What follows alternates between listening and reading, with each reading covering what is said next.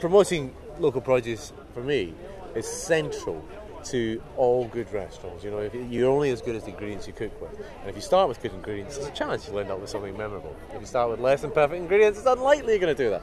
So for me, produce is absolutely key, and I think, you know, we've got to sell that all the time, and you know, and put our money where our mouth is when it comes to local sourcing, and actually do it. Don't just talk about it, actually do it. What's your take on the fact that Scotland's finest produce in the shellfish market just seems to disappear to the Mediterranean?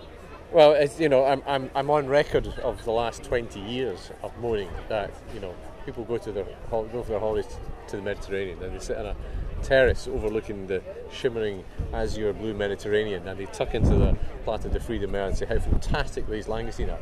And the langoustine probably came out on the plane with them. It's bonkers. You know, eat it here at home. It's going to be fresher. It's going to be better.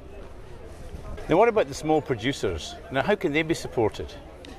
Well, I mean, if you've got 3 days and you want to sit down with me, we can talk through the whole thing. It's a holistic approach that we need to this. And you can't just look at, you know, whether it's the marketing or whether it's cooperatives or whether it's funding or whether it's, you know, help in terms with their business plans or, you know, finding routes to markets or developing interfaces with manufacturers and, you know, secondary processing and stuff.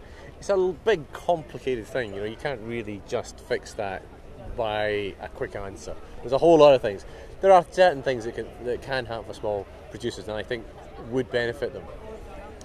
Every supermarket has to have a license to operate. So part of the condition of the grant of that license should be that a certain percentage of their forecourt is given over to small independent producers. And the supermarket has to fund their stalls and their scales and their bags and all that sort of stuff that is an impediment to a lot of small producers actually being able to sell to a local market. And then the supermarkets have to compete against them.